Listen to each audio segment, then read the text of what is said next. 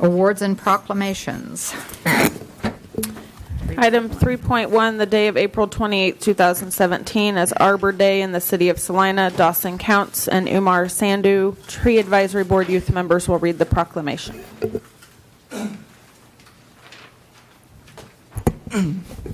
I'm Dawson Counts. I am a senior at Salina Central, and I'd like to begin with reading the proclamation.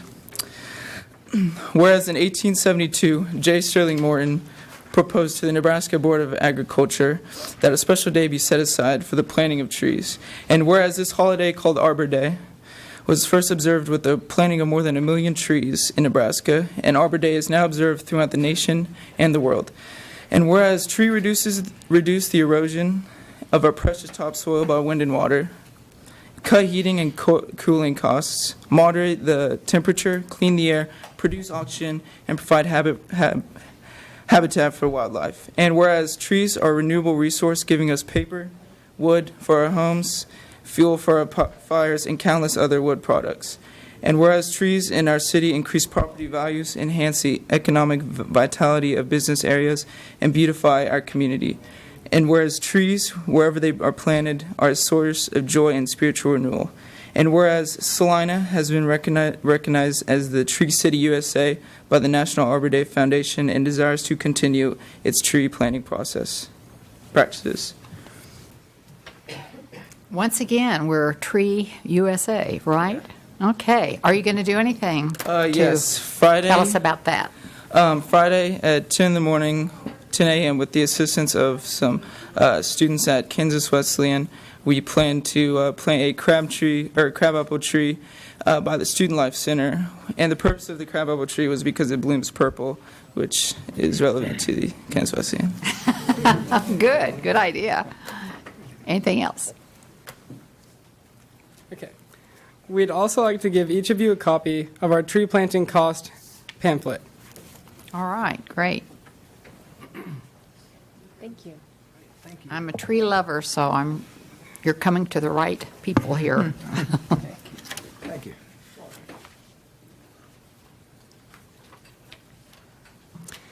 Along with the city sharing the cost of a tree from our recommended tree list, we're also going to do something new this year. We are also offering to reimburse the people for half the cost of a gator bag for up to $15. And this is a gator bag. The purpose of the gator bag is to, once you have planted the tree, you unzip it, you wrap it around the tree, you zip it up, and there is a hole right here that you plug your hose in and you water it up.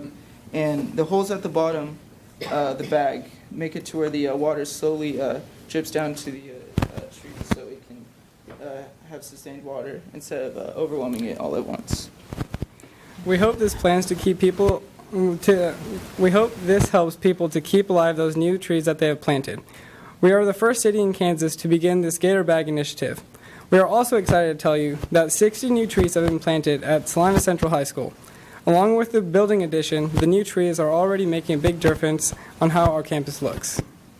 I've noticed all those trees. I thought, oh, good, we got some trees out there. That's great. Thank you very much, and I'll give you your proclamation. Come on up.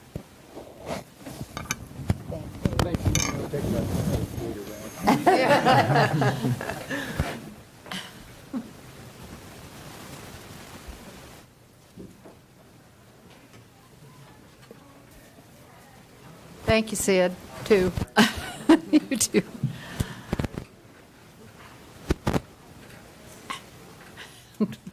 Okay, the next item on the agenda is Citizens Forum. Anyone who would like to come up to the microphone and say anything they have on their minds that is not on the agenda, you'll have a few minutes to do so. Any takers? Okay, guess not. We don't have any public hearings or items scheduled for a certain time, so we'll go on to consent agenda. Item 6.1, approve the minutes of April 17, 2017. Item 6.2, approve resolution number 17-7447, authorizing the city manager to permit the Muscular Dystrophy Association to solicit within the city's rights-of-way utilizing off-duty Salina firefighters. Item 6.3, award a contract for minor concrete rehabilitation, project number 70010B to TNR Dirt Construction of Salina, and the amount of $58,912.97 with the 5% construction contingency. 6.4, approve resolution number 17-7450, authorizing the city manager to renew the agreement for workers' compensation third-party administrator services with CCMSI Incorporated with the current proposed rates. And item 6.5, approve resolution number 17-7451, authorizing the city manager to instruct binding of coverage for excess workers' compensation insurance with Midwest Employers Casualty Company at $400,000 specific retention level and the amount of $80,424 per year for 2 years. Thank you. Is there anything under the consent agenda any commissioner wants to remove and talk about later? If not, I'll... Madam Mayor, I'd like to remove 6.3 from the agenda for a few questions for staff. I'd also just like to make a comment on 6.5, and that is I'd like to recognize and appreciate the work that Natalie Fisher did with with our consultant in really getting us a favorable rate on our workman's comp insurance at a time where our budgets are under pressure from insurance. It's great to realize some of those savings, and so I'd like to recognize her for a job well done. And I would move that we approve the consent agenda, less item number 6.3. Second. Okay, I have a motion and a second to approve items 6.1, 6.2, 6.4, and 6.5. All those in favor say aye. Aye. Opposed, same sign. Yep. Okay, we'll go back to item 6.3. Okay, and then my questions are, I don't need Dan Stack. It doesn't look like he's here anyway, so we're good. I just have a quick question for Mr. Gage, and it's regarding on 6.3. We've got the engine. The low bid was significantly lower than the engineer's estimate and most of the other competitive bids, and this is the second time that we've kind of had that. And so the first time it was okay. Let's and update me and correct me. Was TNR Dirt the one that did get it last time? And this is the second time. Not the other bid was not too long ago, so I don't know that we're that far into the project either. But second time with the same contractor. Right, and as I recall, it was about half the price, and we wanted to go ahead and give that a shot because to allow them to maybe get their feet wet on a small project to check small the experience out. Correct. And I'm okay with going with this, but I'd like to ask if there's a way that we can almost trust but verify.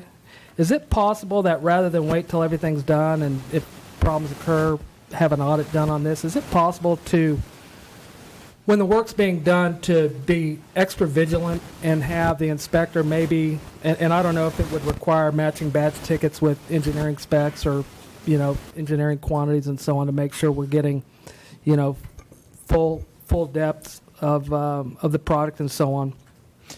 Is there anything that we can do there to just kind of be a little more vigilant since we don't really have a track record established? Of course, as you know, we do have an inspector that works the project, and I'll defer to Jim Kowach, our Public Works Director. He can tell you a little more about how the inspector would do that, but I'm pretty sure you guys have probably talked about that as well. Yeah, we have inspectors that test materials and check receipts and are looking at the patches before they're poured. This is actually, even though it's small concrete repair, it's more money than our large concrete repair, and that's because there's lots of small locations. And this is an effort to get some of those back roads repaired that we've talked about. The only problem is when you have a lot of little work, sometimes it's expensive. So we had to price it at what you would normally expect, but we had 2 bidders very competitive and actually 3 that were below our estimate. So, and we had some higher. So when we estimate, we kind of do averages, and that's kind of what we got. We got the average price from some really low ones and some really high ones. So. Okay, but you don't see any. We're already compensating for the fact that we're making sure that we're getting what's Yes. specified. We in have there. inspection, and we have specifications, and then we have inspectors out verifying the work before we make payment on it, so. Okay, very good. So, Jim, just to add to that too, though, what role would the inspector play as the project is prepared prior to, say, the concrete placement? Well, they would be verifying the concrete mix is one that's been approved and used before. We would talk about them as far as their marking out the patches to be done. We would monitor their removal process. We would check the patches to make sure that they've got everything removed that needs to be removed before the concrete's placed, and then we'd make sure the concrete of the suitable grade was put in the patches and it was placed in a manner that we're going to have a smooth riding surface. So they're back and forth checking on these guys, several projects, but several times a day. So Okay, Thank you. great. Thank you, both of you. Okay, Madam Mayor, I would move that we approve the consideration of the bid for project number 70010B, minor concrete rehabilitation to T&R Construction of Salina. Second. I have a motion and a second to approve item 6.1, awarding contract for minor concrete rehabilitation to T&R Dirt Construction of Salina. All those in favor say aye. Aye. Opposed, same sign. Okay, that carries. Administration, 7.1.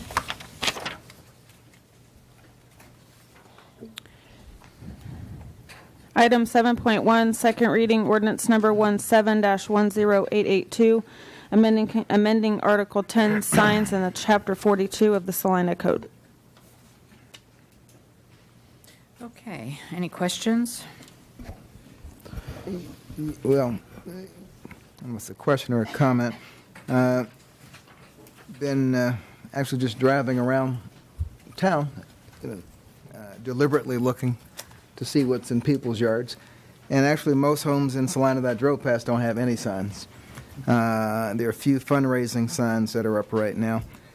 On the weekend, most of the signs are garage sale down the block, open house down the block.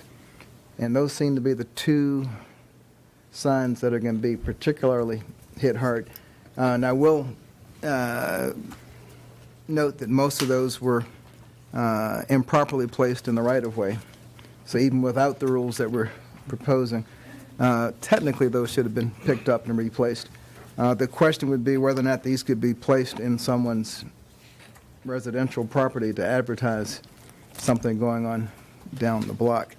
The garage sales just seem to be a fabric of the community. And while you can get in your car and just drive down the block and find one or look in the newspaper, as long as you're not causing an accident, reading small print, they're not harmful. But as I understand it, that would be considered correct me if I'm wrong, a commercial sign if it's in someone else's yard under this?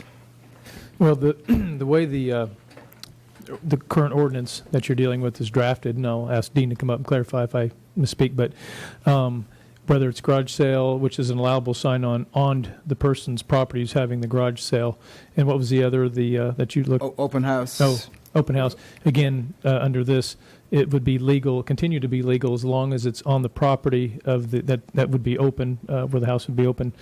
But if those signs are on someone else's private property, they would be considered off-site signs, and I don't believe are allowed under the draft that you have in front of you that was approved on first reading. Anyway, I'd defer to Dean Andrew. He can answer more specific questions than I on that. And that would apply in the residential area Yeah, these are the only. residential setting where you have basically an allowance of a somewhat commercial type sign that I think, according to the legal review, would be in the low to moderate risk range that would be fine on the specific site at which the activity is located. I think the concern starts to increase when you go off-site for commercial activity, for commercial type sign, and whether or not that could open the door to all commercial being allowed in the residential areas. So is there a way to navigate through legal muck and risk to classify these as a special type of commercial, in that the extra sign is being allowed for the house for sale sign on the property. And we've already said, even though that's commercial in the truest sense, it's benefiting the residential fabric of the community. I was wondering if that conveys any special consideration if it's on someone else's property. And I'm asking out of ignorance here. No, I understand. And my recommendation would be that that is an executive session discussion. Okay. Well, let me ask another question, and maybe we can hasten that executive session. I too did quite a bit of driving around, and I always do, but still in particular to look at some of the questions that were raised in the last meeting. One of the things that I did notice is that it seemed to me that there were a lot of for sale signs that had an additional sign on premises for an open house. Is there a way, because the way I read this is that wouldn't be allowed. Is there a way, because now that's something that I see as a common practice, and what would it take to say there could be two signs, because it is on premise, and I think... Yeah, I think, I'm going to look at Dean, but I believe you can have the for sale sign on premises and the open house sign on premises because the base number of signs that would be allowed under this, I believe those are allowed on premises, but I'll look for Dean to address that to be sure. That would be correct. You've still got your base of 2 temporary signs that you can have, and we're not telling people what they can say. And if your house is on the market listed with a real estate agent, you can have up to 3 signs. So that would certainly be covered within that, unless you had a situation where you were already had fundraising signs or other signs that had filled your yard. But the idea is to allow people to have 3 signs when their house is for sale, or they're having a garage sale, or they're having an open house. And if they want to use one of their 2 base allotments of signs, they can use that.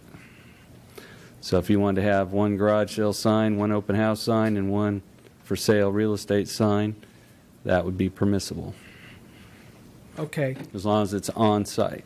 while you're up here, let me ask a question concerning the size of the sign. It was brought to my attention that there are different signs that are being commonly used now that are of a size that are slightly outside of the 8 square feet. I don't know if it sounded to me it was related that it was about maybe 9 or 9.5 square feet and not 20 square feet. But is there any way that we can figure out if 8 is the right, is there any reason why that 8 can't be 10? It can be whatever you'd like. I think there's a couple things to think about. One is are you wanting the square footage to address, and I don't know if it is, but 1% of the signs out there, or what the propensity of size is. And I think planning's done some research. They could answer that question.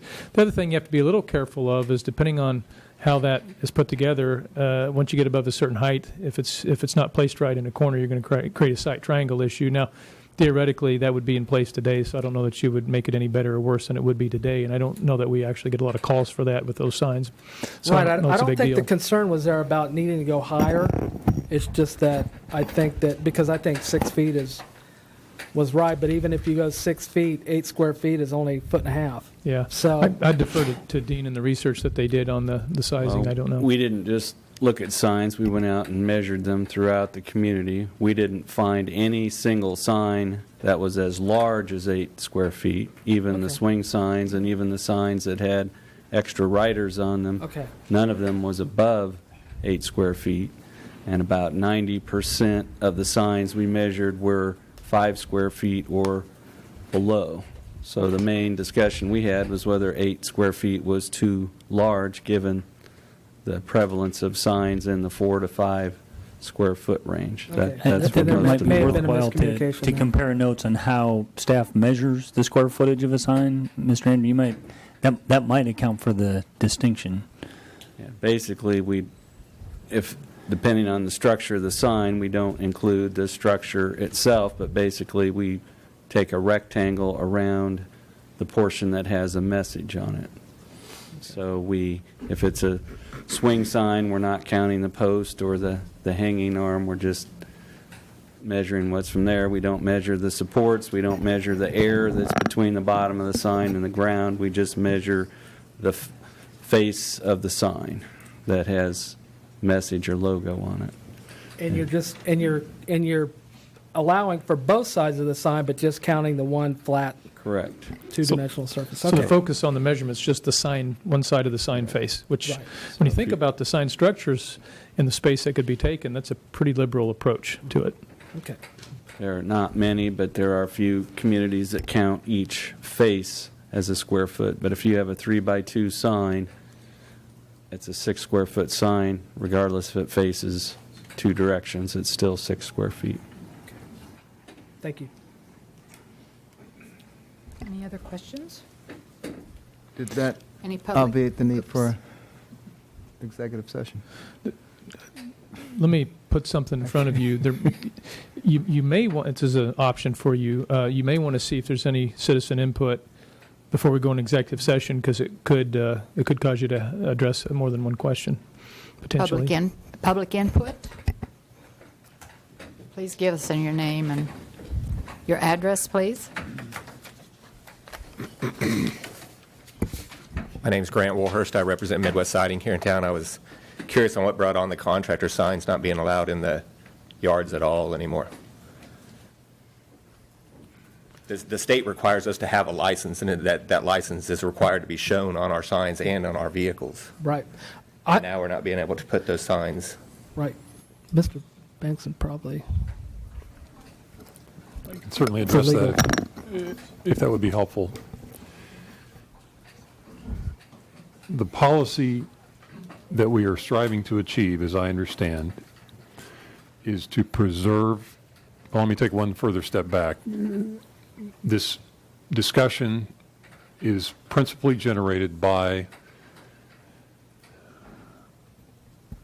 the Reed case decided by the United States Supreme Court. And there have been a number of cases since that case was decided. When we're in the residential zone, we can still make the distinction between commercial and non-commercial speech, keeping in mind that there is special recognition for the individual homeowner's ability to advertise his or her home for sale, either individually or through a licensed agent. So there's some recognition of the ability to have the real estate sign on an individual's property that is for sale. If you take the approach that you're attempting to preserve, if you make the policy choice to attempt to preserve the distinction in the residential zone between commercial and non-commercial speech, one must sustain that distinction as well as possible in order to sustain that distinction throughout the residential zone. As soon as we start moving or identifying exceptions from that prohibition against commercial speech is when we start eroding our ability to make that distinction between commercial and non-commercial speech. The concern with the signs related to commercial activity has to do with an exception. Now, we have to make a distinction between the policy thought and the legal aspect. The policy objective is to maintain that distinction between commercial and non-commercial signs. What we have to watch out for from a legal standpoint and in advising the City Commission is trying to assist in analyzing whether we've crossed the line and brought that distinction into jeopardy because we've allowed a certain number of exceptions where the ability to sustain that distinction is no longer allowable. So that's when our advice comes in. And on the commercial signs, I'll be the first to say we advised that we were concerned that that crossed the line from the standpoint, and I'm sorry, you mentioned your business and Midwest Siding, Yeah. siding, roofing, Right. windows. the concern is I might be having you do work at my home. My neighbor might not. My neighbor might think that they would want to hold out and advertise in a sign in their yard for your business or one of your competitors. But it just so happens they're not having any siding work done. That's where we were concerned about the inability to distinguish on the basis of someone who's happening to have work done as compared to the neighbor who is not. Does that make sense? That's where we were concerned that the distinction was without sufficient basis to allow the exception. And I understand what you're saying there. It's my argument to that point would be we have to practice lead-safe laws. The Kansas Department of Health and Environment requires us to call a license for that. As I said before, the state of Kansas requires us to have a license for roofing. The city of Salina requires me to carry a contractor's license. I compete in a market with people coming from out of town. So when I put my sign in the yard, I'm proudly advertising that project as being me with my license number and stuff there. When you stop removing those signs from people's yards and then you have contractors coming in from out of town who are doing roofing, siding, and windows, then how do you audit that and regulate that when you do not know who is doing the work on those properties? So for me, that's not only does it allow my third-party vendors to know where to drop off the material at, my crews know where to go, that they're at the right house, but then it's also showing that I've completed the education and the requirements issued by the state of Kansas and the city of Salina to do that work, and I'm proudly advertising it in the yard. So I would just ask you to consider that when you go to your executive session. Yeah, and I appreciate that, and point well taken. And as everyone here probably knows, the difficulty. I mean, when we're dealing with constitutional issues, we are certainly, as the courts have to, balancing interests as best they can be, and with the direction that we have from the various decisions. So, your point well made and well taken. Okay, thank you. I appreciate it. Thank you. Anyone else?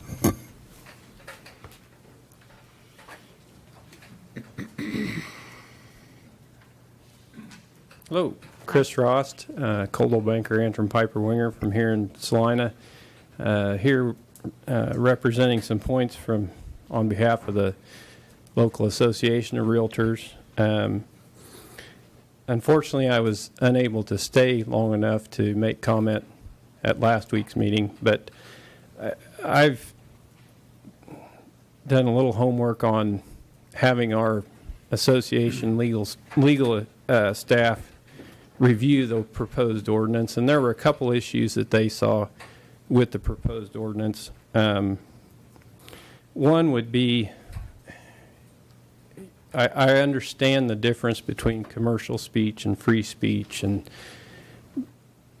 but why limit a property owner's right to either speech, commercial speech or free speech, whether it be religious speech, whether it be, because basically you look at that case that was decided, and part of that was you shouldn't have to read the sign. Well, in this case, the way this proposed ordinance is, you do have to read the sign. If it's a directional sign to an off-site event, you're reading the sign to say that it's wrong. Why not just allow limit the number and the size. Don't really have any issue with the proposed size or the proposed number. But you're basically infringing on private property rights not to allow whatever be on the sign, whether it be commercial speech or a free speech issue. The other issue that they saw with, and the way I understand it, is directional signs will still be allowed in right-of-way for civic events, public events like the River Festival, farm show, things of that nature. And they saw a little bit of trouble with allowing those types of directional signage and not allowing other directional signage such as garage sale signs or open house signs in public right-of-way, as long as they weren't impeding a driver's ability to see around into traffic and things of that nature. So if you're going to allow some directional signage in public right-of-way, there again, how can you, the events that we're talking about are inviting the public. It may be for more of a commercial reason, but I would argue that, and I serve on the farm show committee, so I don't want to harm any of those types of events, but essentially that's a big commercial show. Right. Any events being held at the Buy Center or at the Expo Center, a lot of times there's signage put into public right-of-way. So those are the main 2 points that I wanted to bring up, and issues that in visiting with, like I said, legal counsel for our association and having them look at what was proposed, they just cautioned that there could be lawsuits brought on those 2 kind of points. So thank you. Thank you very much. Who's your legal counsel? Patrick Vogelsberg. Okay, thank you. Any Mr. other Rose, comments? I'm sorry, Mayor, if I Go ahead. may, No, that's fine. just to make sure I understood correctly, on the first point, I heard you speak to the policy question. Was there a particular concern with the ordinance that related to the first point? Was there a legal issue? Was there a legal concern, or was it just the approach taken in the ordinance of trying to make that distinction between commercial and non-commercial speech? It wasn't. It wouldn't necessarily. If you go forward with the policy the way it is, it would not hinder that someone couldn't try to sue you over it. Okay. Is that answer your question? And all I'm trying to do is make sure we keep the policy questions and the legal questions in the separate categories. And so it wasn't that, he wasn't arguing the fact that you cannot limit commercial speech in a residential area. However, it doesn't keep you from getting sued when you do. Okay. Especially like with the contractor sign advertising that they're doing the work on this particular property. I think the last speaker made a valid point of, hey, we're a local business. We have to get certifications. We have to be licensed with the city. He's right. A lot of times when out of area contractors come in, they don't want to advertise that they're doing that necessarily if they're not licensed in the city. So, and that does happen, especially after hailstorms and things of that nature. I know it's been a few years since we saw a big hailstorm, but there were some pretty well fly-by-night outfits out of Oklahoma that were wham, bam, thank you, ma'am, just put it bluntly. So, thank you. Thank you for your comment. Could I just ask a question? Because the 2 parts of that thing, and the first part was that the part about you have to read the sign to know, and that as it relates to the commercial signage, that wasn't addressed in the Supreme Court case, was it not? I mean, they didn't address commercial speech in that Supreme Court case. Right, and that's why it doesn't apply. The strict scrutiny doesn't apply to commercial speech, only the free speech, correct? That's certainly a way to to put it. That's Okay. the basis for our ability to distinguish in the residential zones between commercial and non-commercial speech, yes. Right. And then the second one about the directional signs, because it came up last time too, and probably the best way that I've had that question too from people after the meeting last week, and the best I could put it was the public safety aspect of it, and that if you have a lead sled or a river festival or the farm show or whatever, you're putting it out there so that you're going to have a whole lot of people trying to find this event, whereas an open house or something like that, you're really not generating a lot of need for public safety or whatever the case may be. I mean, am I right that there's some sort of distinction there? Big distinction, and here's one of the differences. First of all, you own the right of way from the perspective of use. You're regulating other property with what you're doing today, so that's one distinction. Secondly, and I think what you're referring to is that a special event of whatever magnitude or nature is intended to be something that would benefit the entire community broadly, and so you have the right to use that right of way in that way if you like to do that. I would just tell you, I can't imagine how many commercial signs, if you say, hey, let's just let commercial signs proliferate the right-of-ways, you're going to have a real issue. And I would tell you, if you do want to have fairness, as Mr. Ross had requested, the farm show is gone, the others are gone, and you no longer are going to be able to get people to those special events. And that would be the only true way to have fairness that's practical. And I'm not recommending that. I'm just saying if you would go there, that's what I would recommend, because it would be foolish to allow unlimited or unfettered use of the right-of-way for every individual commercial signage application that could be out there. And so in addition to that, I don't know, and Greg could tell you, you may be getting to some other questions about other forms of signage that would have to be allowed in there as well. If you allowed commercial speech, you may have to allow other forms of speech in your right-of-way as well. That's another question. I did want to take you backwards, too, on the question of the roofing contractor.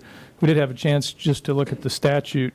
And it does say that the roofing, this is KSA 50-6, 122, subsections E2 and C, says the roofing contractor used by the general contractor holds an active valid roofing contractor registration certificate in good standing. It's a requirement.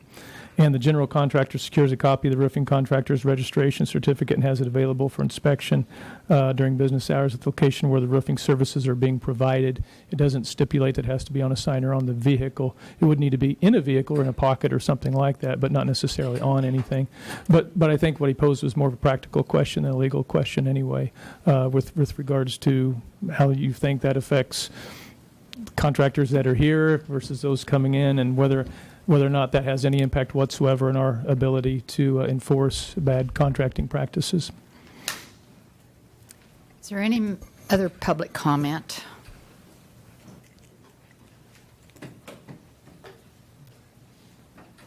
Hi, guys. Ashley Jarvis, Remax Advantage here in Salina. I think we've gotten so far down one rabbit hole, but I want to try to point out that there might actually be another path of least resistance that might not have been considered yet. So the way I understand this is we are, for all intents and purposes, banning all commercial signage for any off-site events altogether, because if we made an exception for one business over another, then you risk a lawsuit, correct? So, I mean, in essence. Yeah, I understand. Okay. Yes. So Just for the clear, alternative the to that- prohibition's in residential zoning. What's that? The prohibition is in residential zoning only. Right, correct. So the opposite of that would be, well, and let me ask also, is there repeat offenders or situations that have been brought to you where somebody's repeatedly causing complaints from citizens or anything like that that's brought this up, or simply that lawsuit in Arizona?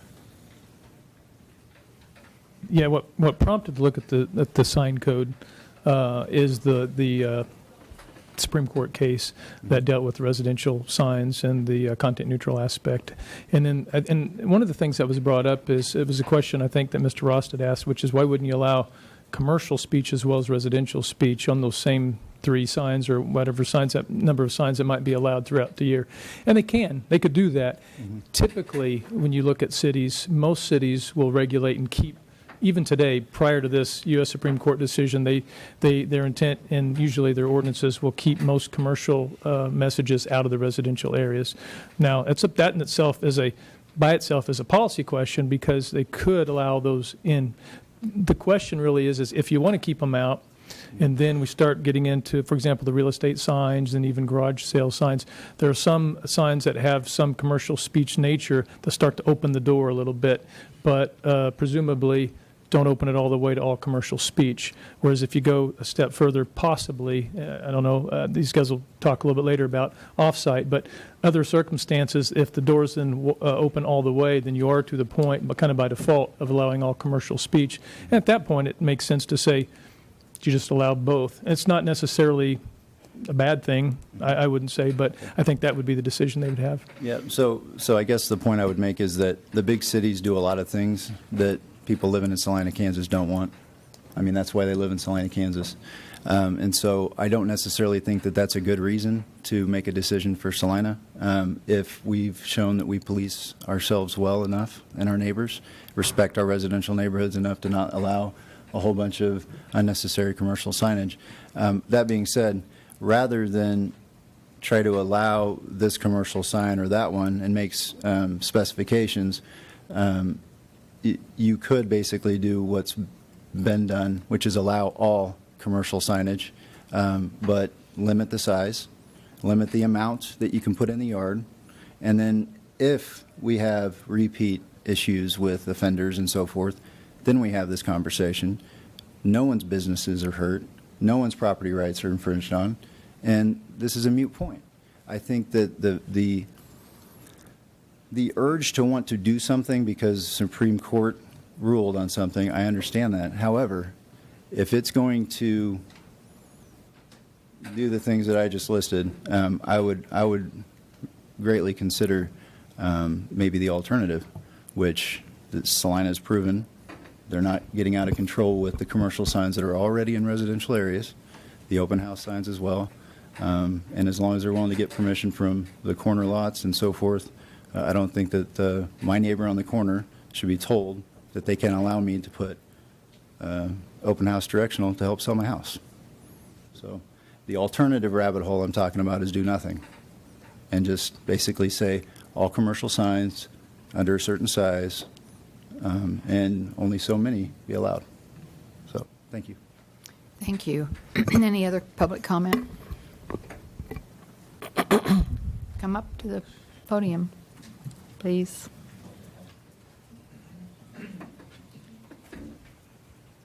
Randall Holm, 848 Custer. Madam Mayor and all commissioners, thank you for letting us speak before your board on this issue. I'm here to support what my colleagues have already said and what I and many others feel is important to all Salinans, not just realtors. I and the many people I have talked to over the last 2+ months about this feel that these changes in the temporary sign ordinances are making many changes that are either not needed or are problematic with what the Supreme Court recently indicated they were against in this type of ordinance or rules. We feel, as does legal counsel, that since the Supreme Court recently ruled that freedom of speech was being overly restricted in the case they recently ruled on, that Salina's ordinance should only reflect size limitations and possibly the number allowed at any one time and possibly how long they can be up, but not in any way limit what those signs say when it is either done by the property owner or with the property owner or tenant's permission, whether the sign is about what is happening at that or any other property. Legal counsel has also indicated that if any non-traffic control safety signs are allowed in the right-of-way, the City of Salina is putting itself at a huge legal liability standpoint when they then try to limit the content of what is on said temporary non-traffic control-oriented signs placed in the right-of-way, commercial or otherwise or in public benefit, because they are deciding what is of public benefit enough to allow it. Selective enforcement of rules will almost always lead to discrimination, something I am sure none of you want to be a part of or see happen. I and most of the people I have talked with also feel that since there have been temporary signs in use in Salina without issue that are or have occasionally been above the 8-foot square foot limit, that a more appropriate maximum size for any temporary sign should either be 9 square feet or at least 8.6 square feet for any temporary sign put up with the property owner or tenant's permission at said property. As Those upper limits reflect the sizes, either on a regular basis or an occasional basis, that a number of temporary signs that I'm aware of are used in this community on a regular basis. Keeping in mind that many temporary signs have potentially multiple other signs, accessory signs with the main body sign that may very easily be in that 4 to 6 foot square foot range that Dean and others talked about. But by the time you put 2 or 3 riders on that sign and an information box on a real estate sign or other event sign, you can very often exceed the 8 square feet. A temporary sign put up with the property owner or tenant's permission at the property should not be overly restricted. I and many others are very disappointed that in trying to address an issue that has to do with not restricting freedom of speech, that what is being contemplated actually puts additional limitations on both freedom of speech and personal property owner rights in Salina, Kansas. I thank you for allowing all Salinans a chance to be heard on this issue and hope that you will deeply consider our concerns and issues on these proposed changes before you vote on this ordinance. Thank you. Thank you, Mr. Hall. Any questions?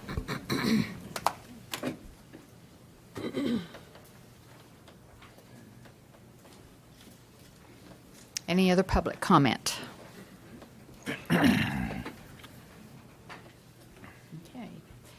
I'll either entertain a motion, or if the commission desires to go to executive action. Yeah. Actually, I have a couple of comments I'd like to make, and I'd like to thank everybody who came to speak today, because your points of view reflected what I stated last week. I'm philosophically opposed to dictating what temporary signs a homeowner can display. To me, content neutral means content neutral, and I may find your political sign more offensive than his Midwest Siding sign, or her open house sign. I would like to see us err on the side of fewer restrictions rather than more, especially since we established last week that there's not a problem. So we've had virtually no complaints about temporary signs, and I feel like we're creating a problem where we really don't have one. I may disagree on with the citizen comments in terms of the right-of-way placement, but in terms of the content of what I can display on my property, if I want to direct someone to my neighbor's garage sale, or I want to advertise a roofing company and get a 10% price break, I feel like that's my prerogative to do that on my property. I'd like to take that one step further. If we're going to open the door to everything, and we're going to trust that everybody's going to work within that, why should we even bother with the size limitation or a number? Should we get rid of the quantities? I mean, who wants to decide what number? 3 enough? I like 5. Some people might like 8. Where are you going to draw the line? I like, Mr. Holm, 9.5 square feet, 12, 3 sides. We're up here trying to make decisions that work within people's good judgment. And quite frankly, if we say it's an 8 square foot sign, or you can't do it on someone else's property, or you can't put it in the right way, it's going to happen anyway on a certain number of occasions. I don't know how, and this is a legal question, how do you have, let's say we have a sign ordinance, temporary sign ordinance that says we don't limit how many signs you can put up in your yard. We can't limit the size of what we put in your yard, and we can't limit whether it's commercial on premises or off premises versus free speech. How do you once you have that out there, how do you start to close the door, and what do you open yourself to, and when you start to close the door on that? In other words, what are the consequences of saying, hey, let's just let it happen until we have a problem with it, regardless of what that might be? And like I said, how do you? And for the board up here, where do you draw the line on quantity and size and everything else 3 that goes with it. Commissioner, from a non-legal response, when you put one of these things together, first of all, you're not going to make everybody happy. You're not going to make everybody happy in this room or out in the community. So you try to do the best you can to try to figure out where your community wants to be, what's tolerable to them, and see if it matches up with what you think. If you totally deregulate, you could do that, presumably.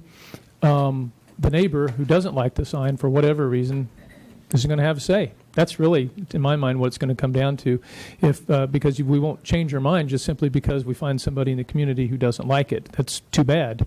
They may not see the freedom of expression in the same way as somebody else, especially if they don't like the message, and they won't have a choice in that.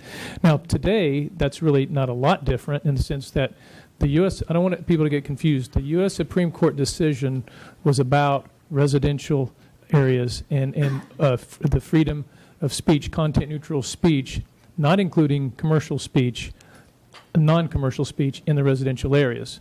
But unfortunately, when we look at the way the current ordinance is structured, it does cross over into some forms of commercial speech, which is why everyone's evaluated that.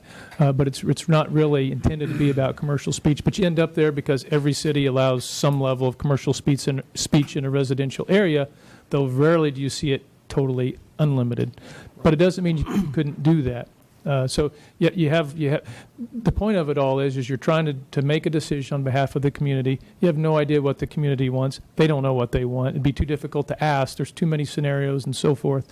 And so it's really a difficult situation. So whether you go 8 feet, 10 feet, 6 square feet, it's really difficult.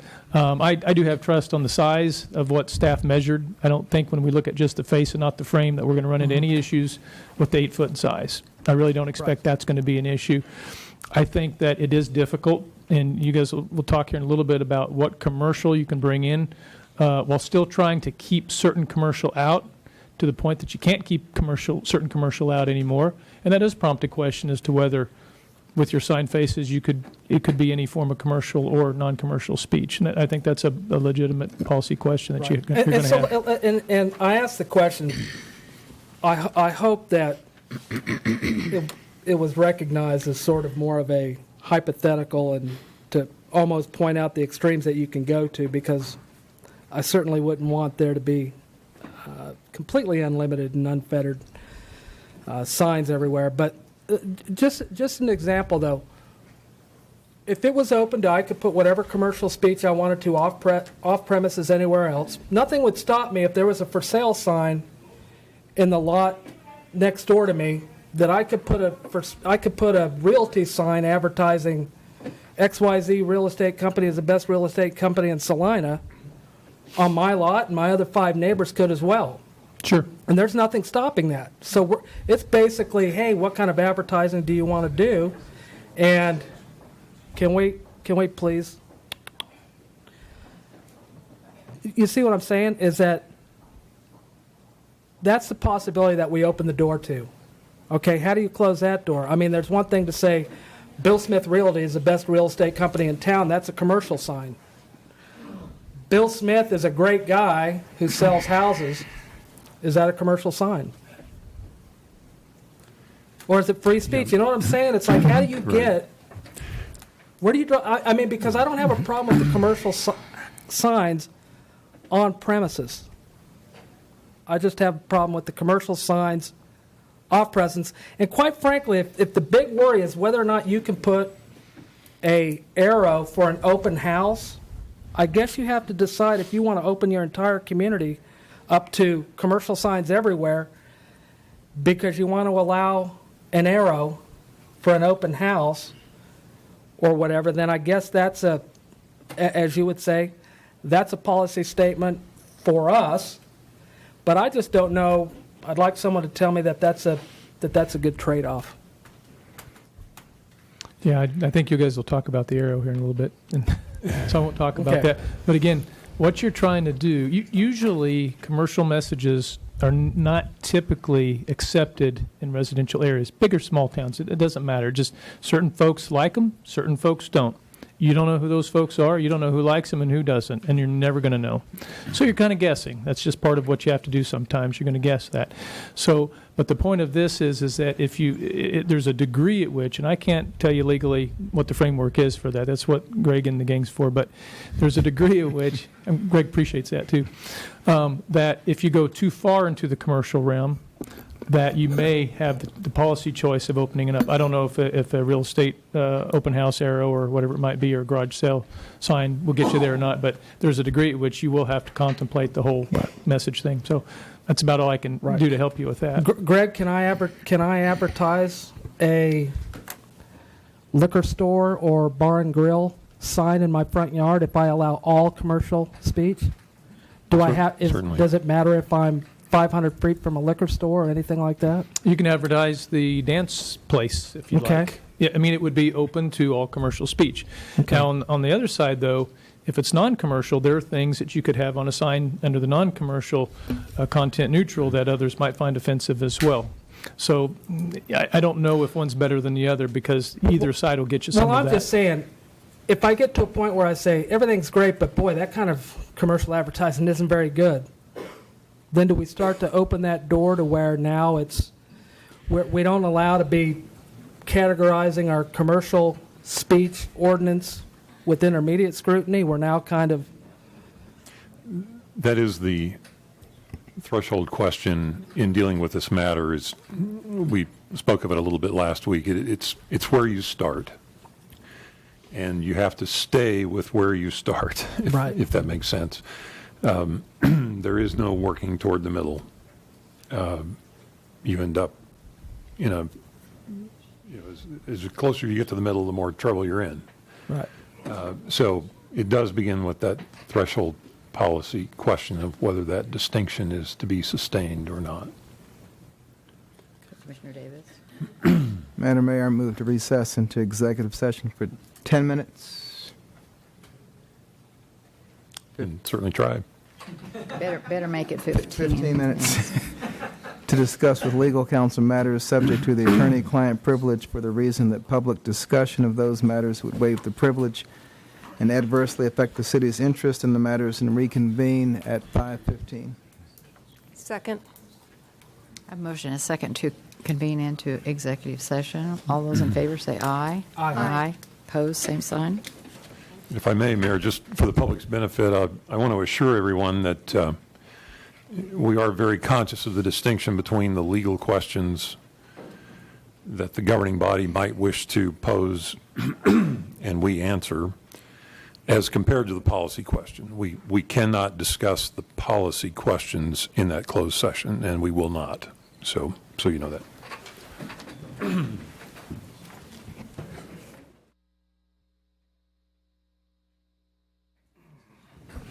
Okay, we're back in session. It's 5:15.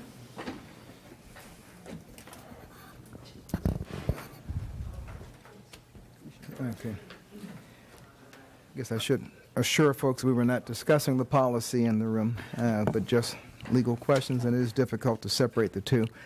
My original questions were regarding, whether we needed to keep the distinction between commercial and non-commercial speech in residential area, and I kind of made up my mind of how I felt about that walking into the room. But I still am concerned about the practical applications of this in one area in particular, and that's allowing temporary contractor signs, just to use a generic term, during the time that a contractor is working on a residential property. And I'm wondering if there's any additional research that could be done to see if we could craft a legally consistent policy that might include that, or if it's obvious that, by case law, whatever, that should not be included. Well, I appreciate that, Commissioner, and I'm speaking for myself, but okay. yeah, if it's the wish of the commission to consider that option, we always, knowing that specific question is the question. We felt like we looked at this carefully up to this point, of course, in all the work that went into the drafting of the ordinance, working with staff and with particularly Aaron Martin of our office. But with the benefit of Westlaw, our computer research capabilities,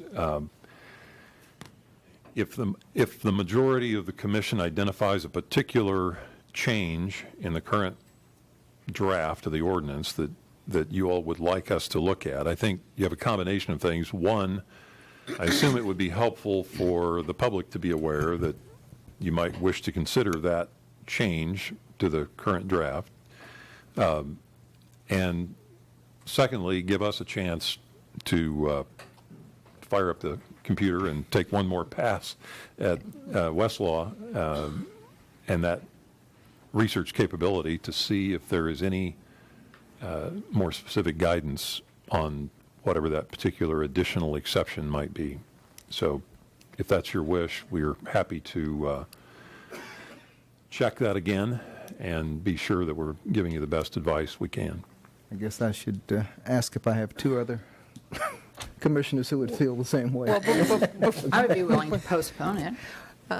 I think if we're going to look at exceptions too, I think that we should look at directional signs, limited use directional signs for garage sales and open houses that are limited to a specific time duration.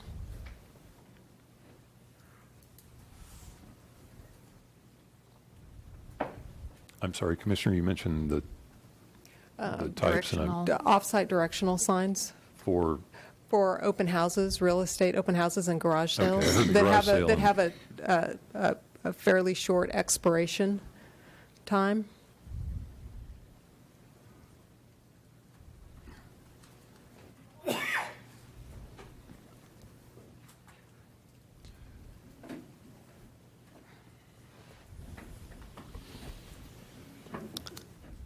I have a quick question on directional signs. If I had, let's say, a XYZ real estate company, and I've got an open house down the street, and is there anything that would preclude me from putting maybe the unique color scheme of my company on? I mean, if it just had an arrow with some colors on it with a sign down and maybe a picture of a house, what is the distinction that gets from free speech to commercial speech? You know what I'm saying on that? Is that how would you really distinguish something like that unless it said the name of it, of the company, or a logo, or something like that? How would you differentiate that? Well, that's exactly the type of question that we appreciate the chance to kind of loop back and look at again, because as we've discussed, that ability to post the real estate sign, whether for sale by owner or a realtor or the garage sale, is based upon the fact that you're on the person's property and advertising an event that is so directly related to the ownership of that individual's right as a homeowner or occupant. So as soon as we get off-site, I do know we're in a different arena. And if it's the wish of a majority of you that we parse that as best we can and as fully as we can, we'll get into the very types of things you're speaking of. Okay. Is it the commission's decision to postpone this until the 8th of May or something like that? Well, I think, Mayor, we need to be sure there were two potential additional exceptions identified, and I don't know if you want to consider them together or separately, but however we get to knowing whether a majority of you wish to entertain one or both of those. Well, for me, that would be the threshold decision, I think, before deciding when and how it might be taken up later if necessary. I would think certainly if you do the research them all, and wherever the results fall, they fall. But I don't think there's any point in having you do it twice. Okay. So, Greg, you're asking Well- if they're okay with both topics, one being the temporary construction signs, the other being the limited use directional signs for garage sales and open houses? Is that the question? That's fine, yeah. So is there consensus to have them look at both the legal aspects of both of those questions? Does that Yes. make sense for everybody? Okay. And then how much time do you need? Oh, I think whatever schedule you want to stay on, we'll meet. Postpone it to, for a couple weeks, is that what we want to do? Oh, I think if you're, everybody's, I'm sure, wanting to Engaged and wants an answer. engage and wants to bring it in for a landing. So if you wish to deal with it next Monday, these are questions we have researched before. Right. Right. We think we There's know not the much else answer, you to tell you the truth. But I assure anybody that has raised these concerns that we'll go into it with a absolute open mind, and as we always try to. And if there's anything else out there, maybe Mr. Holm will tell me who the legal counsel he's referring to was, but we can. He I'm said, sorry. I think. Oh, okay. Anyway, happy to have any input as far as commentary or precedent. I mean, we'll be happy to try to uncover any guidance that would be relevant. Okay. Just need a motion to postpone. I move we postpone second reading of ordinance number 17-10882, amending Article 10, signs in Chapter 42 of the Salina Code to our next meeting, and that would be date in this month. I think it's May 1st, isn't it? May It's May 1st, Day. yeah. Second. Will all okay, I'm sorry, we got a motion. Will all members be present? I don't believe so. I think you'll have 4. I'd like to have all members present for that one. I think it's is it possible to have that? When will that It's date be? totally up to you guys. We can respond to whatever time frame you'd like. I'll be here. I'll be here. I won't be here. I think the 15th or possibly the 22nd would be your next opportunity. Is that, yeah. So, I would make a motion to amend then to have that meeting postponed to the 15th of. You probably better be sure from your member Oh, if that'll work. It may, I don't know. will everybody be So- here the 15th? I'd have to see a calendar, I don't know. Whatever the first day everybody will be here would be. Yeah, I can't tell you without looking at the calendar.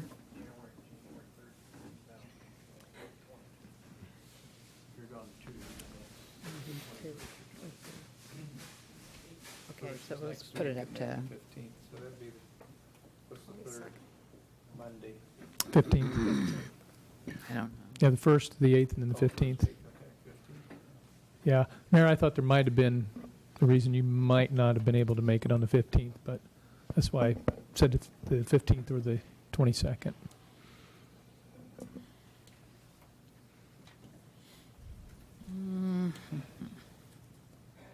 Yeah, I think that's right. Okay. I would. Give them- Yeah, I would. I Second. would. Yeah, I would make that amendment. Did we say the 15th? I think we did. We're good. Okay. Is there a second to the amendment? Second. Motion? I thought you were doing that. I didn't. Thank you. Okay, we have a motion and a second to postpone the second reading on ordinance number 17-10882 to May 15th. All those in favor say aye. Aye. Opposed, same sign. Okay. Madam Mayor, just one unrelated to that particular action, but is there in this ordinance a time period after enactment of this at which this would take effect? Or is that something that may need to be added? It's usually publication. Aaron, As it's currently written, it's after adoption and publication, but on occasion, we have provided for a delayed effective date. Yeah, so you have the ability to, if that's what you're considering, you have the ability to modify it to apply a delayed effective date. You might want to think about that, and when we come back on the 15th, you could consider if you wish to do that. And if I do, since we have a motion and a second before we vote on that, I just want to kind of explain the amendment, why I'd like to have a full body there, is that we don't know what information is going to come back on the 15th, and quite frankly, a 2-2 vote would fail, and so it's really good to have a full body so that we would have an odd number and have a clear vote on that. So that's the purpose. Okay. We haven't voted on that yet, have we? No, ma'am. There's been so much talk, I've lost out. All those in favor say aye. Aye. Opposed, same sign. Okay, item 7.2, we are getting someplace here.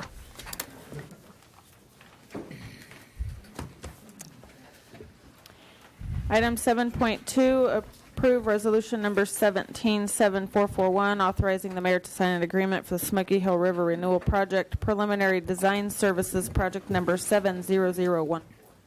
Martha Tasker. Thank you, Mayor and Commissioners.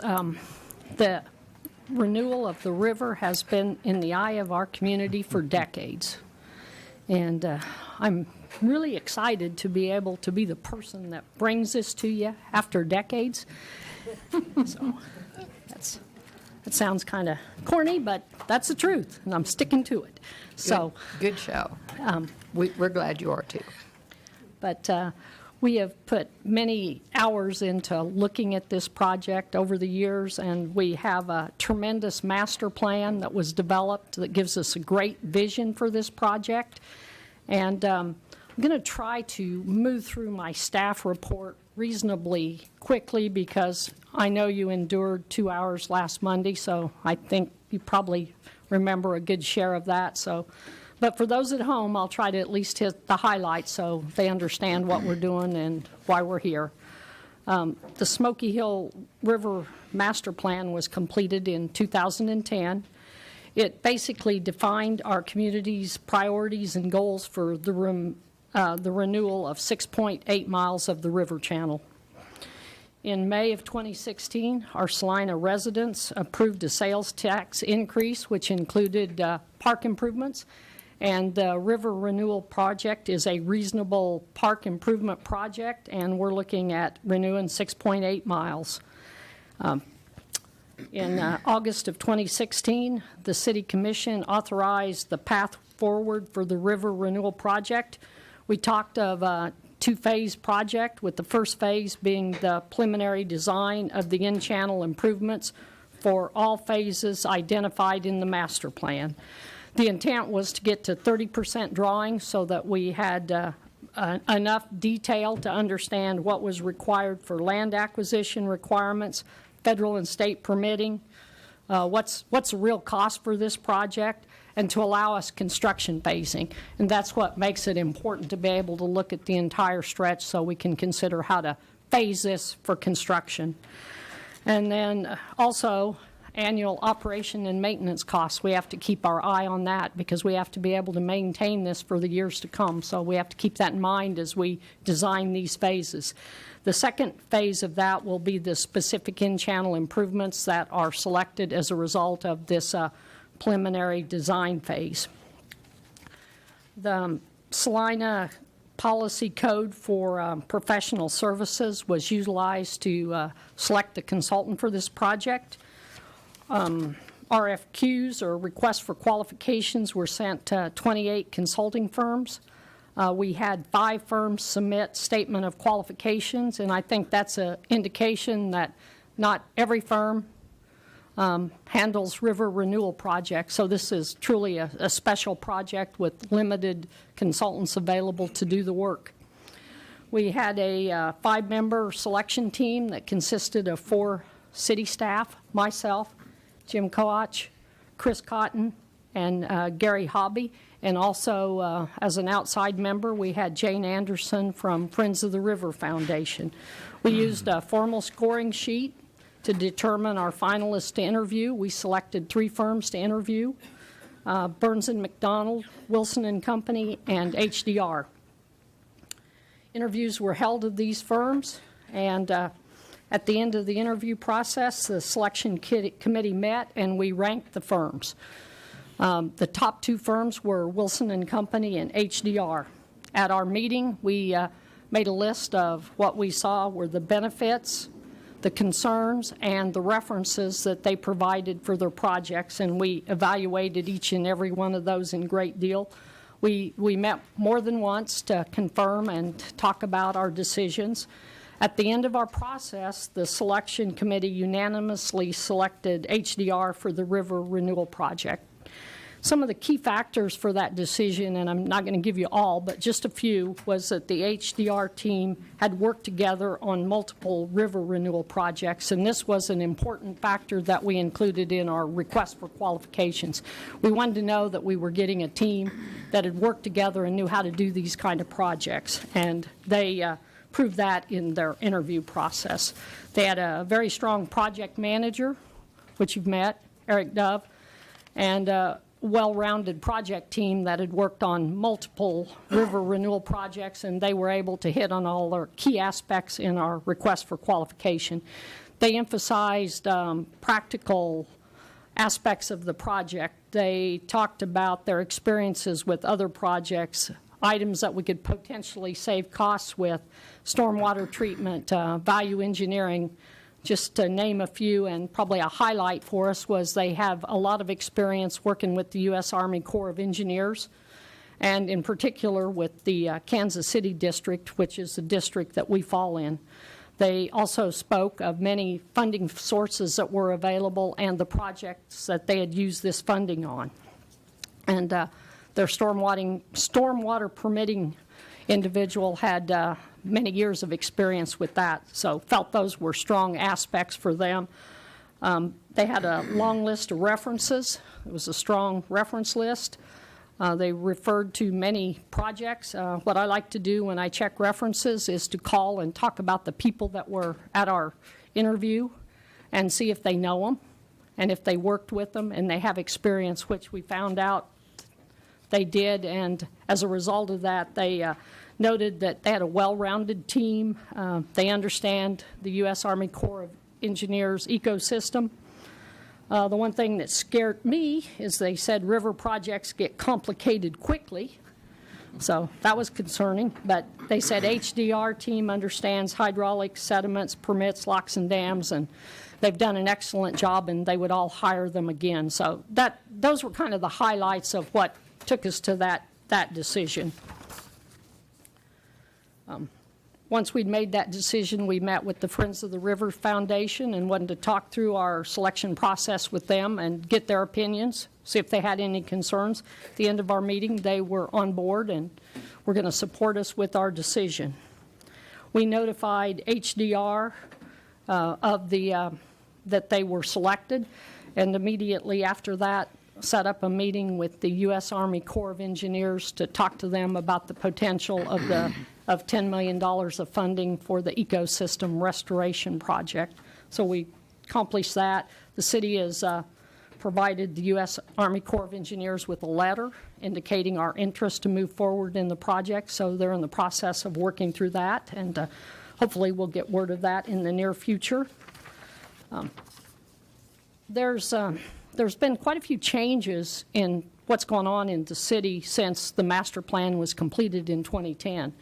So some of the first thoughts that came about are, the phase one project that we talked about initially. Is that really what we need to do today? Back then, we didn't have a streetscape project.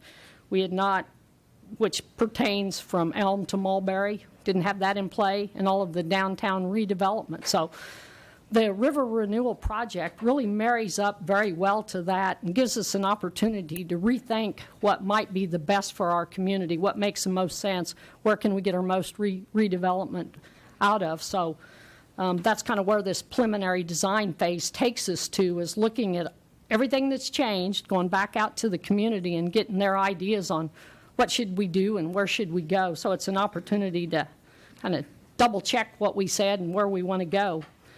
And at the end, really what we're looking at is the preliminary design for those in-channel features. And we know that we will not have the dollars for everything we'd like to do, so we're going to have to carefully select the in-channel features that will be constructed. But with that, we'll be able to look at our sales tax dollars, what the Corps might be able to bring to the project, any private public funding, other grants that are available. So once we really know the dollars we have available and what these in-channel features cost, we'll be able to select what's our project. And I think that's the exciting part, is getting to what can our project be, because I've been waiting a long time to hear that. So that'll be good news. And so I'm not going to spend a lot of time going through the scope. It was attached in your staff report. It's very detailed. It's 33 pages long. That's probably because I ask a lot of questions. It took us about 3 months to put that together. And so we worked hard on that. But basically, that scope really takes you through what we're going to do for public outreach and staff meetings to stay on track, design charrettes, all of the nuts and bolts of what we need to do to complete this project, in an orderly fashion to ensure that everything will fit together at the end. All the puzzle pieces will tie together. So I know that you've all had a chance to read all 33 pages, so I'm not going to hit on every item, which I'm sure you're glad of. The one feature that is outside of this work is the natural channel preliminary design scope. And that'll be covered in the Section 1135 feasibility study with the U.S. Army Corps of Engineers. And virtually that will be from the Bill Burke Park to YMCA Drive, and then on the other end, on the north end, from Ash Street to Lakewood Park. So everything else is the urban river renewal. So basically, from Ash Street to YMCA Drive is what we're looking at. That'll be some type of more of an urban improvement. And the schedule for the project, assuming where we end today, is a notice to proceed today. The conceptual design by the end of 2017, preliminary design, and the Section 1135 work done by December of 2018, final design in 2019, construction 2020 through 2022. So there is a light at the end of the tunnel. We have a real schedule and dates. And then also included is the basis of payment. It's written on an hourly rate and reimbursable expenses with a not-to-exceed amount of $3,295,700. Again, in your staff report, there's a detailed breakdown that you can look at that identified all those components. It's a not-to-exceed amount. We can't go above that amount without bringing it back for City Commission approval. When we talk about our budget, we had a budget allocation in the capital improvement program of $2.25 million. When I put that in there 2 years ago, or whenever I first started putting it in there, it was basically thinking about the primary phase of $27.7 million, and we never really went back and updated that in August when we talked about we really need to look at the entire stretch to make sure all the pieces flange up, bolt together, and work together. And what has been set up is a project that's in the city's capital projects fund for the Smoky Hill River Renewal Project, and it will be funded through a temporary note and should be issued in 2017. Talked with Mr. Hart this morning, and those would be issued at about less than 1% interest, and they would be on a 12-month basis, and they would roll over yearly, probably up to 4 years of rollover before it would really need to turn into either some type of a construction project or long-term financings. But I do need to note that if for any reason that construction is delayed beyond our temporary note, or for some reason we do not construct the project, we'll be responsible to pay for the temporary bonds. And basically in 2019, the annual debt service for Kenwood Cove is retired. Currently, that sales tax is roughly $1.35 million. Over 20 years, that's be slightly in excess of $27 million.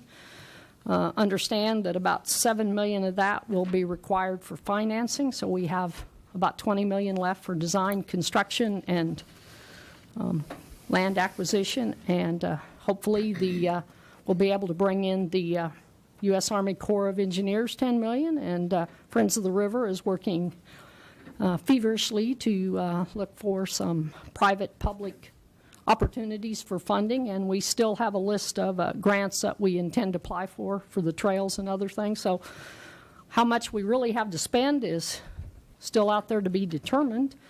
I was kind of excited when I looked through our strategic plans and goals and found that 5 of the 7, in some way or another, reference river renewal. And some of them are in fairly great detail, so that would make me believe this is a pretty important project for our community. Basically, at the end of this, staff has identified 3 options for the City Commission.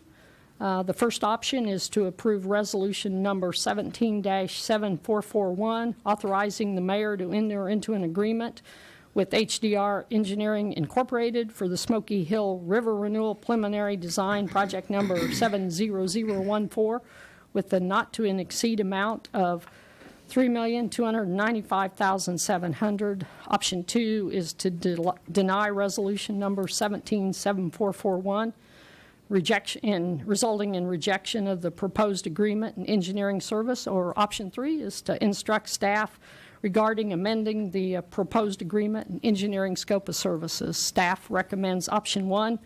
I do have Eric Dove, who's our project manager. You met Eric last week for 2 hours. But he's here today and would be glad to answer questions. And also Don Linderman, who is our client liaison. That's his title, and he's been involved with projects with the city for about 10 years now. So he's a familiar face, but between the 3 of us, we will answer your questions. And Jane is also back there and has been working as hard as everybody else on this, I'm sure. Jane and I trade phone calls about how nervous we are, so we've had a lot of talks. I bet you have. So be glad to answer any questions that you have. Any questions? I appreciate the thoroughness of the study session last time, where a lot of these details were kind of hashed out. I look forward, after a motion and a second, to offer a few comments, but I have no questions at this time. Okay. Anybody else? Commissioner? Madam Mayor, was there public comment on this? Well, Close public Jane out. comment? She's got something. Oh, we have our senator here. We should ask our senator to come up and. Thank you. Randall Hardy, 816 Hardy. Highland Avenue. Right. For decades, the Smoky Hill River has suffered from inattention and neglect. That is about to change because of the vision of the City Commission and with the support of the City of Salina through the sales tax initiative. The Smoky Hill River will once again return to a state of relevance that it has not seen since the early history of our city. With the renewed emphasis on downtown and central Salina development, the River Project will provide a wonderful complement to all of the economic development and activity that will occur in Salina over the coming years. The River Project and a vibrant downtown will play a pivotal role in making Salina a destination for north central Kansas residents for years to come. I congratulate the City Commission and the City of Salina for taking this bold step to ensure the future of our downtown. Thank you, Senator Hardy. Anyone else? Okay. I'll entertain a motion. Approve resolution number 177441, authorizing the mayor to sign an agreement for the Smoky Hill River Renewal Project preliminary design services with HDR Engineering, city project number 70014. Second. Okay, I have a motion and a second to approve Resolution 177441, authorizing the mayor to enter into an agreement with HDR Engineering for the Smoky Hill River Renewal Preliminary Design Project 70014. All those in favor say aye. Can I make a comment, please? Go ahead. Okay, thank you. First of all, I'd just like to acknowledge staff and the consultant on, I skimmed the 33, but I really focused on the very first part of this thing, because as they say, how do you eat an elephant? One bite at a time. I think that I'm impressed with Section 1, which is the project management section, but the part that interests me most is Section 2, which is the public involvement. And the comment I just want to make is I appreciate all the work that's gone into this. It can be overwhelming if one really tries to digest all of it in one sitting.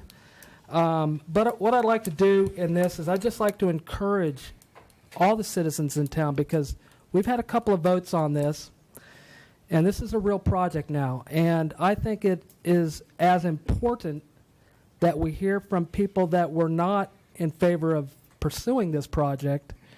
It's as important to hear from them as it is the people that were in favor of the project, because it's a real thing now, and we need everybody's input. So in order to make this your own and make sure that I really believe there's something for everybody in this plan.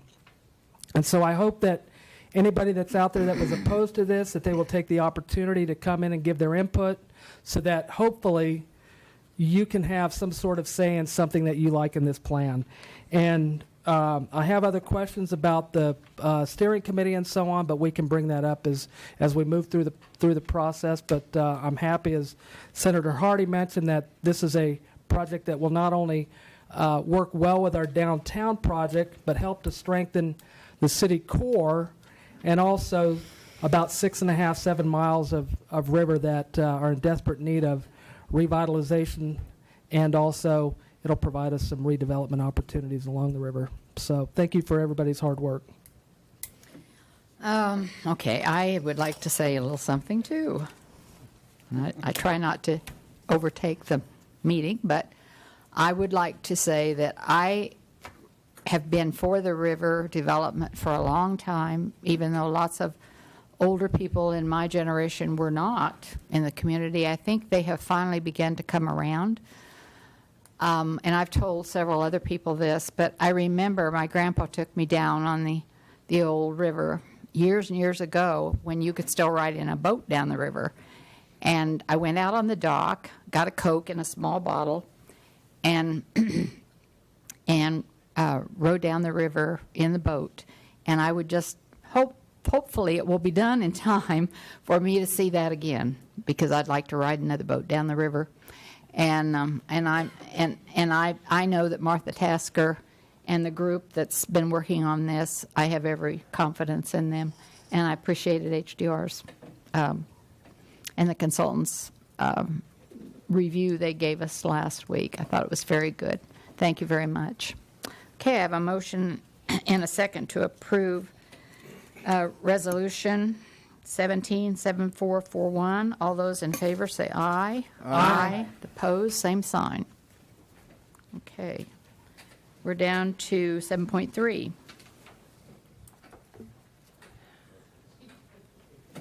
Item 7.3, approve change order number 2 for the water main replacement project, Phase 7, project number 10-2842F. And we have Martha again. Try to catch my breath after that last one there and quit. Get my nerves settled down. So thank you, Mayor and Commissioners. Salina's water distribution has roughly 330 miles of water mains, with the majority of it being constructed in the early 1900s to 1960. It's constructed with old cast iron pipe, sand molds, rough interior, the kind of pipe that just doesn't do well for water quality and fire protection. And I think the bad news is that out of our 330, about 228 miles is cast iron, or about 70%. So there is some job security in getting all of that replaced over the next 25 years. The good news is we have replaced about 25 miles. So we're making progress, and I think we're ahead of a lot of other communities in doing this. So that's the good news. The city entered into an agreement with BRB contractors for what we call Phase 7 water main replacements. It was roughly 3.9 miles of cast iron pipe replacement. We did add a change order number 1 to that project to relocate an existing 12-inch cast iron water pipe to allow the construction of the Greeley Avenue Bridge. This change order number 2 basically covers a lot of loose ends and hidden items that's been covered up for years. When we started working on this project, we go out and we actually use all the best information we have available, our GIS mapping, any record drawings. We try to find the locations or sense the location in the field of these pipelines. And oftentimes when we actually get to the construction site, we find things to be different. They do not tie together the way we thought they did. They are the wrong size of pipe. They're 4-inch instead of 6-inch. They're much deeper than we thought. Valves don't work. Just the idea that things are plus nearly 100 years old, they just don't work like they're new. And or you find things buried, like underground fuel storage tanks that you didn't know there, but or utilities that we didn't know were there from some of our franchise. But the bottom line is we have to keep going and we have to finish the project. And so our new process is we fix these problems when we find them. In the past, some of these have been left with the thought, well, we'll fix that when we get time, but for some reason they just never come back to the top of the list. So we've been working on a lot of those. We have parallel water mains where a new main's been replaced and the old main was not removed. And fire hydrants are hooked to the old main. And in the end, it creates a problem for fire protection and water quality. We found several of these on this project. You'll notice we have 30 additional service lines, several on Broadway. We corrected those problems. To come back later and disturb these areas in the future would not make our customers all that happy. The thought that we were there now and disturbed them, they're okay with that because we're making progress, but if we didn't finish the job and came back, they'd be pretty unhappy. Also, I believe it's less costly to solve these problems while we're there. The equipment's there, we got the manpower, and we know what we're doing, and we're using a competitive bid unit price to do the work. So a lot of good reasons to fix these problems when we're there. On this particular project, we seem to have our abundant share of issues, but we were working all around, all over the city, from north to south, east to west. We added about 1,260 feet of water main infrastructure. 100 meter pits. One thing that we've been doing in our department is auditing all of our meter pits since we installed new meters. Some of them are older and not in that good a shape. They can be a problem for people's lawnmowers or actually individuals every now and again get hurt. So our goal is to solve that problem and not have that in the future. So this allows us to take care of that. Talked about new water services, abandoned 8 fire hydrants that were on old pipes that didn't have a purpose anymore. Many conditions where the pipe was different at the intersections and how they were tied together. Also had some AT&T conduits and infrastructure that they did not know were there and in the ground, but you have no choice but to connect the pieces and get the water back in service, so we did that. We looked at about 143 days of additional work, and it's really hard when you're talking about those days because they have to start and stop, and what does that interruption really cost you? But we make a lot of effort trying to do that. We had about 70 days of weather. At the end, the contractor still took a little longer than what those days added up to, so we have a deduction for liquidated damages for about 50 days or $5,000, which fairly small amount. But basically, this change order changes the original contract price. We had change order number 1. This change order has a total of $270,571.37. Our new revised contract amount is $2,340,146.17 to be exact. And the contract time is the original contract time was February 11th, 2016. This change order would take that to October 11th, 2016. Contractor was truly done on November 30th of 2016. This project was funded through the State Revolving Loan Fund, and it included Phase 6 water main replacement. Our loan was for $4,250,000. With the Phase 6 work and this work here and administration costs, the new total for the loan is $4,258,696.17. So we're roughly $8,000 over our loan amount, but they will adjust that when we turn that in, and do the final paperwork. So no issues there. Staff recommends that the City Commission approve change order number 2 for the water main replacement project, Phase 7, project number 10-2842F to BRB Contractors Incorporated of Topeka, Kansas, in the amount of $270,571.37. Revised total contract price of $2,340,146.17, and the contract time will be revised from March 11th, 2016 to October 11th, 2016. Be glad to answer any questions that you might have. You do such a thorough job, nobody questions you. We try to cross all the bases before we get here. Okay, any public comment? Okay, I'll bring it back to the Commission for action.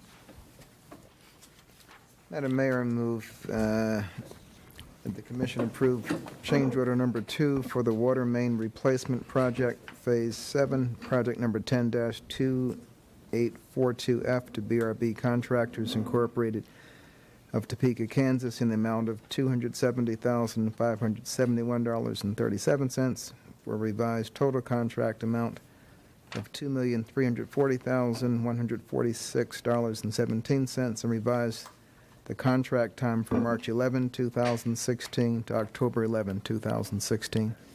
Okay, I have a motion and a second. Any other discussion?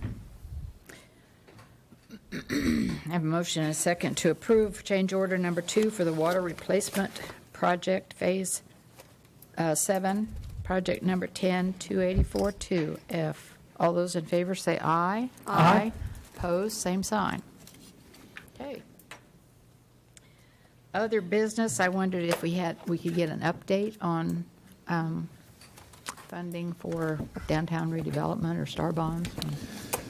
Commissioners, I can give you a pretty brief update. As you know, the state legislature has, back up a little bit. The star bond legislation is one of the rare pieces of law that actually has a renewal aspect to it, or the need for legislation to continue it in its current form or any form. And there was an article in the newspaper not too long ago sort of about that. Your staff and Salina 2020, the local business folks that comprise the private development group, have been focusing on that for some time, and have been contemplating the best options to address. We've been looking at accelerated issuance versus putting our faith in the legislature to at some point kind of finish the task of what they need to do. And so we've weighed both of those. In looking at that, just generally speaking, an accelerated issuance, you get into a significant amount of upfront costs and some other costs and risks that you would not have under the normal stay the course circumstance. And so that's something that's been evaluated. We recently met and discussed the risks and all those things with the Salina 2020 group. Had a great conversation, and as I mentioned, they've been contemplating these things as well. In the end, we asked them what their thought was on the approach, and they indicated really letting us stay the course and see what the legislature would do, and not just without putting a hand on it, but also focusing our attention, their attention and our attention on communicating with the legislature, telling our story. In all honesty, our story, I think, is a much purer story than some of those that create the problems they're having there with star bonds. But to tell our story and then work together to do that, and that would be the best approach. We agree with that. We think in the end, as you weigh both approaches, that would be the best. And so that's what we recommend at this point, and unless for some reason you would ask us to do anything otherwise. But also the time frame for an accelerated issuance is exceptionally tight. It doesn't mean we couldn't do it, but it would be exceptionally tight to get there. So it's one of those, if we started, we couldn't give you a 100% guarantee. We'll give you a partial guarantee. But we think it makes sense to work, in that case, to work with the local master developer, Salina 2020, and put our efforts there, and then try to stay the course, have some faith in that, and then if it doesn't work, we have other economic development incentive I should say tools, and we would, if for some reason we're all wrong and it doesn't turn out the way we think it probably will, and there's a little optimism there, but if it doesn't, we look at how we apply our tools to still get us a good core project, and that's what we would do. So that's kind of where we're at right now. Be happy to answer any questions you might have. Thank you. You're certainly welcome. I also want to extend the Commission's sympathy to Melissa Hodges. Her father-in-law, Merle Hodges, passed away today. So we wanted to express our sympathy to she and Boo Hodges and the family, and Nancy especially. Yeah, just to add to that, Dr. Hodges is also a former mayor and commissioner of the city of Salina. Yes. So Yes, Burl Hodges was. Picture is on the wall. Do you know It's what pretty dates cool. that he That's was pretty cool. on the commission? Approximately 1980 to 88. Yeah, Those are 80 the to rough 88. dates. Yeah, but I know. I remember him being on the commission, so. Thank you, and thanks to all the commissioners and staff for the flowers. I really appreciate it. Okay, I just need a motion to adjourn. So moved. Have a motion and a second to adjourn. All those in favor say aye. Aye. We are adjourned.